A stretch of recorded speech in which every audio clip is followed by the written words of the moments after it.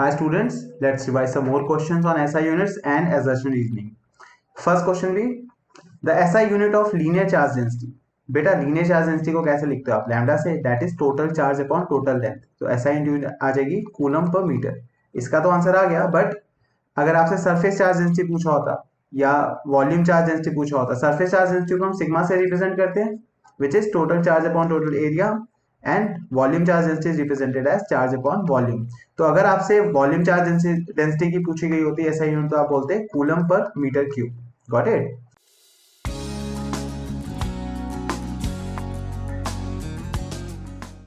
Next question, the SI unit of flux density. पहले flux की SI unit अलग से चेक करो. फ्लक्स होता है electric field into area. Electric field is force per unit charge, so force is Newton, per unit charge is Coulomb, into area is meter square. अब बेटा flux density is flux per unit area, तो that means flux upon meter square की unit add होगी, तो this divided by meter square, Newton per coulomb बचेगा, तो ऐसा unit of flux density is Newton per coulomb. Next, SI unit of torque on electric dipole. बेटा torque किसी पे भी निकालोगे, टॉर्क का बेसिक फॉर्मूला वही होता है. What is torque? जो 11th में पढ़ा था, that is the turning effect of force, है ना, moment of force. So torque is given by force into perpendicular distance. So force की unit newton, perpendicular distance metre, तो newton metre. Next question, SI unit of electric field, force per unit charge, that is how you define electric field, so newton per coulomb. The SI unit of electric field due to electric dipole. कोई फर्क पड़ा? Electric field is electric field, चाहे electric dipole के लिए निकाले चाहे किसी भी चीज के, तो इलेक्ट्रिक फील्ड की यूनिट सेम रहेगी. Now we are moving on to assertion and reason question. देखो, अगर आप assertion वर्ड को गूगल करते हो तो आपको जो मीनिंग मिलेगा उसका, that is a confident and forceful statement of fact और belief. That means you can be given any statement.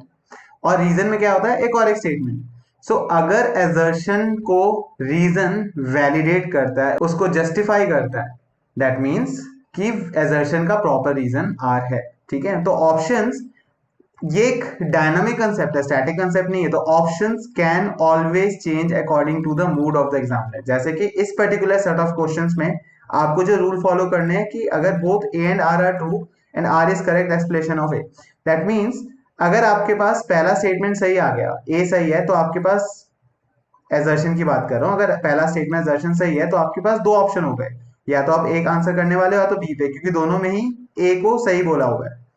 अब अगर ए गलत हो गया तो आपके पास आंसर आ गया डी. ठीक है, assertion गलत हो गया तो आंसर आ गया डी. लेकिन अगर रीजन भी गलत है तो ऑप्शन सी. तो ए और बी कब आएगा? ए और बी सिर्फ तब आएगा जब assertion सही है, और अगर रीजन सही तरीके से ए को जस्टिफाई कर रहा है तो आंसर इज ऑप्शन ए. अगर रीजन सही तरीके से जस्टिफाई नहीं कर रहा है तो ऑप्शन इज बी. सिंपल. तो ये सेट ऑफ रूल्स हर बार जब भी आपके पास एग्जाम में ये रूल्स आए, क्योंकि ये रूल चेंज हो सकते हैं, make sure you make a small memory map somewhere in the paper और जस्ट मेमोराइज इट कि हाँ ये रूल फॉलो करना है, उसके बाद आपका आंसर गलत नहीं होगा. First question, charge given to a metallic sphere is independent of the fact whether it is hollow or solid. True, क्योंकि कोई भी चार्ज कंडक्टर लेके इसको चार्ज दिया जाए तो क्या होता है, सारा चार्ज यूनिफॉर्मली आउटर सरफेस पे स्प्रेड हो जाता है. रीजन पढ़ते हैं, charge resides only on the surface of the conductor. Exactly यही रीजन से हमने एक्सप्लेन किया था पहले पॉइंट को. दैट मींस assertion ए वाले स्टेटमेंट सही है, रीजन आर भी स्टेटमेंट सही है, और आर उसको जस्टिफाई भी कर रहा है. सो हमारा आंसर आएगा A. Both A and R true and R is the correct explanation of it. This way we are going to mark options A, B, C, D. Okay. So let's start थोड़ा सा fast. Charge is quantized as number of electrons can be transferred is integral. तो कभी भी कोई charge form होता है तो integral multiple में इलेक्ट्रॉन्स या तो उसमें से निकाले जाते हैं या उसमें डाले जाते हैं. That makes sense.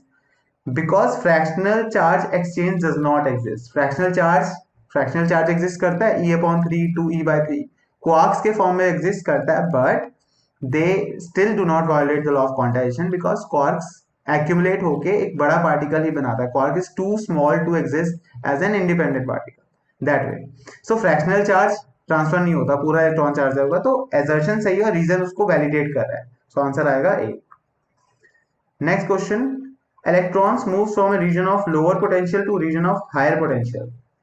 एक इलेक्ट्रिक फील्ड रीजन देखते हैं ऐसा, और यहाँ पे एक इलेक्ट्रॉन ले लिया हमने. This is a negative charge electron. अब हमारी इलेक्ट्रिक फील्ड लाइंस हमेशा पॉजिटिव से नेगेटिव की तरफ जाती है, दैट मींस इस नेगेटिव चार्ज के पास पॉजिटिव के लिए अट्रैक्शन होगी और पीछे से नेगेटिव से रिपल्शन होगी। Overall negative charge is going to move towards the positive end. यहां तक बात समझ में आ गई। Now positive is at higher potential, negative is at lower potential. इससे क्या हुआ, हमें पता चल गया कि electron lower to higher move करता है if it is placed in an electric field region. तो हमने जो एजर्शन से हमने डायग्राम बना के समझा, रीजन ने वही बात बोली, because electron has a negative charge. So, since assertion is validated by reason, the answer would be A.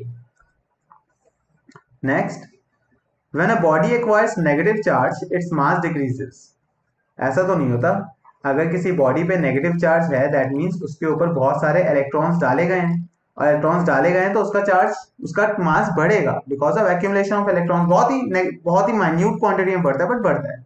When a body acquires, तो पहली स्टेटमेंट तो गलत हो गई। Then when a body acquires a positive charge, it gains electrons. नहीं, positive charge तभी बनता है जब उसमें से इलेक्ट्रॉन्स निकाले जाते हैं, when it loses electron। तो हमारी दोनों ही स्टेटमेंट गलत है, एंड आंसर आएगा D. Next one, surface charge density of an irregularly shaped conductor is non uniform. Okay, एक अजीब सा शेप लेते हैं और हमें कहा कि सरफेस चार्ज डेंसिटी, यानी कि किसी भी पर्टिकुलर पॉइंट पे। अब सरफेस चार्ज डेंसिटी का फॉर्मूला आपको पता है, चार्ज पर यूनिट एरिया। तो अगर इरेगुलर सरफेस एरियाज होंगे हर जगह, तो सरफेस चार्ज डेंसिटी की वैल्यूज भी अलग अलग होगी। और रीजन क्या दिया है, surface charge density charge per unit area. तो जो पॉइंट हमने समझाया वही पॉइंट रीजन है, दैट मींस वैलिडेट हो रहा है। तो असर्शन रीजन दोनों सही है और it is well explain. Next point, total flux through a close surface is zero if no charge is enclose by the surface. This statement is not true. क्यों? अगर एक क्लोज सरफेस लें और अंदर एक डाइपोल डाल दें plus Q and minus Q, तो टोटल फ्लक्स जीरो होगा इस केस में, डेफिनेटली यस, क्योंकि नेट क्यू जीरो है। तो यहाँ पे इफ नो चार्ज बोला गया है, नो चार्ज की जगह अगर ये बोलते नो नेट चार्ज, तब हम आंसर बोल सकते थे कि हाँ आपकी बात मानते हैं। बट नो चार्ज, बिना चार्ज के भी जीरो हो सकता है। सो पहली स्टेटमेंट गलत होगी, तो we are going to stately, पहला स्टेटमेंट ही गलत हो गया, तो we are going to pick option D. Net electric field inside a conductor is zero because conductor के अंदर इलेक्ट्रिक फील्ड नहीं होती, बिकॉज कंडक्टर के अंदर कोई चार्ज नहीं होता, राइट। सारा का सारा चार्ज आउटर सर्कल से फ्लो करता है। सेकंड स्टेटमेंट ए तो सही है। सेकंड स्टेटमेंट रीजन की, the total positive charge equals to total negative charge in a charge conductor. लॉल, चार्ज कंडक्टर है तो इसमें टोटल पॉजिटिव और टोटल नेगेटिव कैसे इक्वल हो सकते हैं? वो तो न्यूट्रल बॉडी में होते हैं। अगर चार्ज है दैट मींस इम्बैलेंस है, या तो पॉजिटिव ज्यादा है या तो नेगेटिव ज्यादा है ना। सो सेकंड स्टेटमेंट गलत हो गई, तो ऑप्शन आएगा सी, पहला सही दूसरा गलत। Force between two charges decreases when placed in a medium, that is very true. कोई भी दो पार्टिकल्स के बीच में फोर्स है एफ नॉट, बट अगर हम उसको किसी मीडियम में डालते हैं तो फोर्स का फॉर्मूला बनता है F naught over K. What is this K? K is the dielectric strength of the medium, हमें पता है। Force is inversely proportional to dielectric constant of the medium. So C, यही हमारा आंसर एक्सप्लेनेशन में बना था। So both are correct and right explanation. Next one, all the charge in a conductor gets distributed on its outer surface. अब ये point तुम 6-7 बार तो अब तक कर ही चुके हो सिर्फ इसी चैप्टर में। Second point, in a dynamic system, charges try to keep their potential energy minimum. Now, this is a very valid point. क्या होता है, हम अब जैसे मेरे पास ये सोर्स है, ठीक है, इस ये चार्ज दे सकता है किसी बॉडी को। मेरे पास एक अनचार्ज बॉडी है, इसको मैंने टच कराया, तो चार्ज सिर्फ इस जगह पे पहुंच रहा है, बट ये यूनिफॉर्मली स्प्रेड क्यों हो रहा है? That is how charges spread to maintain the condition of minimum potential energy system. ये इक्विलिब्रियम स्टेट पे जाने की कोशिश के वजह से है। बट एनीवे, बिल्कुल सही पॉइंट, पहला भी सही है, डिस्ट्रीब्यूटेड ऑन आउटर सरफेस। दूसरा भी सही है, try to that charges try to keep their potential energy minimum and that is why they spread. So reason totally इसको agree कर रहा है, तो answer is A. Next question, a body can be floated freely by giving charge. A body can be floated freely. For example, एक particular body पे को charge दे दिया positive, और इसको मैं फ्रीली फ्लोट कर रहा हूँ, दैट मीन्स इसका जो वेट mg नीचे की तरफ है वो ऊपर की तरफ F is equal to QE से बैलेंस हो जाएगा। That is how the body could float. Second point क्या है? Electric forces are central forces. Electric forces are central forces, that is true, along the line of action काम करते हैं। तो क्या हमने इसी वजह से ये इस चार्ज को फ्लोट करवाया? चार्ज फ्लोट हुआ, सुनो, बॉडी फ्लोट हुई चार्ज की वजह से, चार्ज के ऊपर फोर्स लग रहा है इलेक्ट्रिक फील्ड की वजह से, right? But central forces electric field की डायरेक्शन जस्टिफाई करता है। तो क्या बिना सेंट्रल फोर्स के सिर्फ चार्ज देके मैं किसी बॉडी को फ्लोट करवा सकता हूँ? ऑफ कोर्स यस, मैं नीचे रिंग लगा सकता हूँ कि accumulation of central forces makes another resultant force. So assertion भी सही है, रीजन भी सही है, but they are not the right explanation, so will go with the option B. So students, this is the end of this chapter.